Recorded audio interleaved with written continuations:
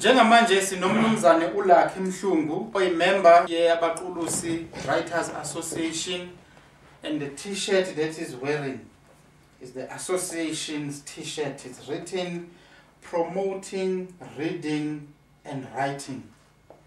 Now Lucky, tell us about yourself. Who is Lucky Mhlungu? uLucky Mhlungu insizwa ezalelwe eMvunyane esigodini saseMtundubezini. So ngikhulele khona eMtundubezini, ngafunda khona kwaze kwaba ukuthi ngiye tertiary. Ngingumuntu okuthanda kakhulu ke ukufunda. Njengamanje nje ngibhizi ngenze izifundo zami ze-MBA. Ngenhloso yokuyithuthukisa. Ukuthanda kwami ukufunda kungenze ukuthi ngigcine sengenza imotivation, lento yokukhuthaza abanye abantu, abafundi nabantu abasha in general ukuthi nabo abafunde, because esikhathini samanje kunzima kakhulu ukuthi impilo ihambe kahle uma ungafundile. So I'm working as a motivational speaker above umsebenzi engiqashelwe wona emkhandlwini kaNongoma la ngisebenza khona. Okay, ake sibuyele emuva. Primary education uthi uyenze la ngizalelwe khona esikoleni ekuthiwa iHlathingwe Primary School eMtundubezini. Okay, i-secondary school i-secondary education ngiqale ngafunda esikoleni ekuthiwa iBusekhaya Secondary School, ngenza grade 8 and 9. Ngase ke ngedlula ngiyofunda esikoleni ekuthiwa iGudu Secondary, ngenza grade 10, 11 and 12. Okay, and then from there for tertiary kusuka lapho ke ngiye University of Zululand. That's where I did my BCom in business management. Okay. Uma ngiqeda lapho ke ngokuntula amathuba omsebenzi ngiyithole senguthisha. Oh. Ngafundisa eGudu, kwase kungiphoqa ukuthi ngenze i-postgraduate certificate in education. Uma ngiqeda yona ke ukufundisa lokhu futhi ugcine sekungenile egazini. Ngagcina sengikuthanda because ngifundise 10 years. Oh, okay. Ngagcina sengikuthanda ngenza i-B.Ed honors in education management, law and policy. Okay. Ngithe sengiqedile i-honors ke ngase ngishiya emkhakheni wezemfundo sengiyosebenza emkhandlwini kaNongoma. Wenza ini?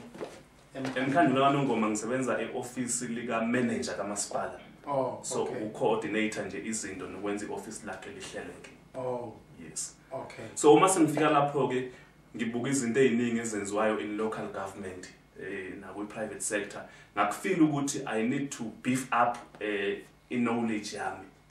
Then ngase ngiregister i-Master of Business Administration because kunezinto eziningi ezikhona kuyona. So lezi zinto zingenza ukuthi ngibe namandla okungena kahle in local government nakwi private sector, mhlambe nasemabhizinisini. Okay.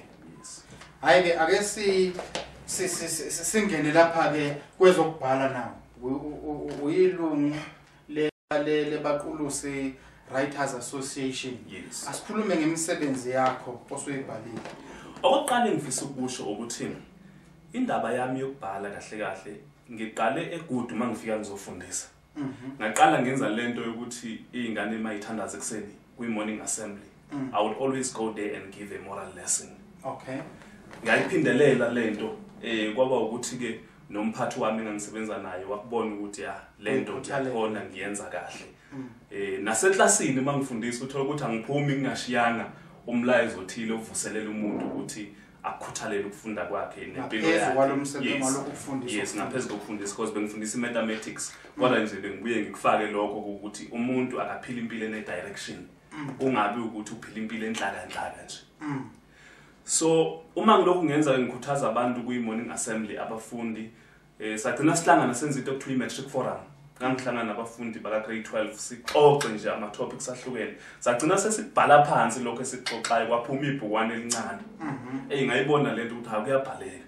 Ngase ngilokhu ngibhala amanye kamabhukwana abancane ngibhalela abafundi lokhu bakhuthaza nje ukuthi funda ziphathe kahle uphila impilo ehlelekile. Kodwa ke phakathi kwezincwadi engiyibhalile engapublishwanga nokho ukhona izimbili engizokhuluma ngazo. Eyokuqala ithi To God Be All the Glory. Leyo ngangiyibhala ngikhuluma nje ngami uqobo. Ekhaya ngizalwe siwumndeni ongacebile. Umndeni nje engathi besifana nje neminye imizi, bekwenzeka kwesinye isikhathi silale nathi ngeparish netiye. Kodwa kulezo zimo ngakhula ubaba esebenza esondla ngakhula ngakuthanda ukufunda zikhona izinselelo ngakuthanda ukufunda ngaze ngaphumelela ngithe sengisebenza sengibona ukuthi impilo yaphambili ngase ngibhala lencwadi ethi to God be all the glory izinto eziningi engiyibhale lapho zixoxa ngami ukuthi ngibe nazi izinselelo empilweni ngikhula kodwa ngakwazi ukufunda enye indaba nje engiye ngiyixoxe abantu bangihleke mangiyixoxa eyokuthi kwathi kutholakala ama-awards esikoleni ngomunye unyaka ubaba wathi uzongifica phambili akangangitshela ukuthi uzofika ngehashi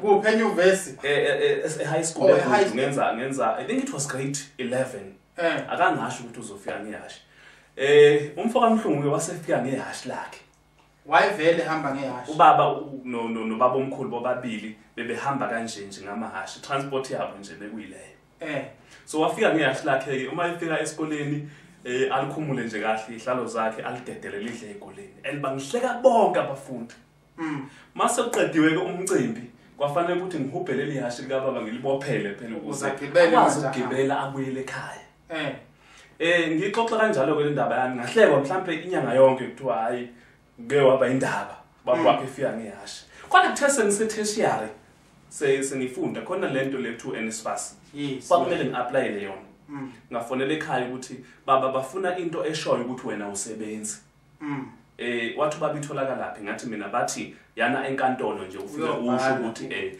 uneyinkomo zakho nje izona okwazi ukuthi ubuye udayise zona ukuze siphile ubaba wagibela lona leli hashi ababengihleka ngalo waya enkantolo kukude ngase ngithi ke mina to God be all the glory ubaba wami ungisupporte engisupporta nje ehambela ngehashi la enza konke ngahlekwa kodwa yilo leli hashi lingenza ukuthi ngigcine sengine degree my junior degree ubaba ungisupporte ehamba ngehashi engitholela zonke izinto ebengiyidinga to God be the glory ngase ngithi mina to God be all the glory ukuthi izinto eziningi siyakhula sibe nezinselelo kodwa izinselelo azisho ukuthi ziyekelele izinselelo zikhona fanele uzame wena ukulwa nazo ukhanda indlela yokuya phambili uzuphumelela so yilokho ke ngangixoxa kuleyo ncwadi okay ngase ke ngibhala enye nakhona ngiyibhalela nje eyayithi partners in education ngangibhala leyo ngibuka esikoleni bengifundisa kusona nakwezinye izikole nje isemakhaya ikhona lenkinga yokuthi othisha nabazali ababambisani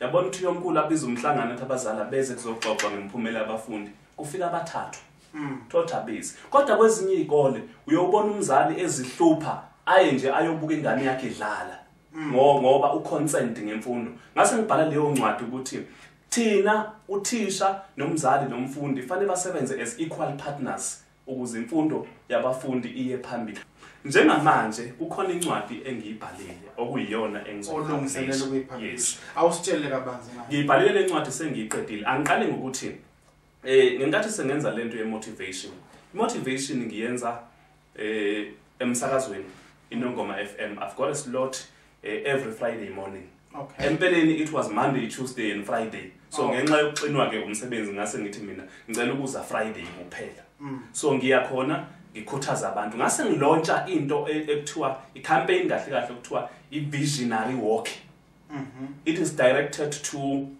young people nabafunde ezikoleni ukuthi uma uphila yiba nevision because empilweni kukhona igap between umuntu la khona nala afuna ukuba khona so every day you should be living to bridge a gap between where you are and where you want to be so that's why ngithi mina a visionary walk okay so incwadi ke ngiyibhalile isho lokho ithi let's go okay bese kuthiwa ke a visionary walk let's take a visionary walk sihambe siye phambili sihambe sine direction kungabi ukuthi umuntu uphila isinoma kanjani so ileyo ncwadi ke engizoyipublisha ikhuthaza abantu abasha kakhulu imotivation yami it's directed to abantu abasha ngiyenza nasezikoleni ngihambela izikole ezahlukene ngifike ngikhuthaze futhi ke kuyangilekelela ukuthi sengingaba uthisha for 10 years ngiyazazi izinselelo ezisezikoleni so uma ngiya khona nginomqondo ukuthi abafundi isikhathi esiningi ba behavior kanje so incwadi engizoyipublisha very soon ithi a visionary walk ikhuthaza nje ukuphila impilo nevision hayi sizoyilindela ngamehla abomvu lencwadi hayi yes impela yona ayasibonge kakhulu ngiyabonga kakhulu Mhlungu yeah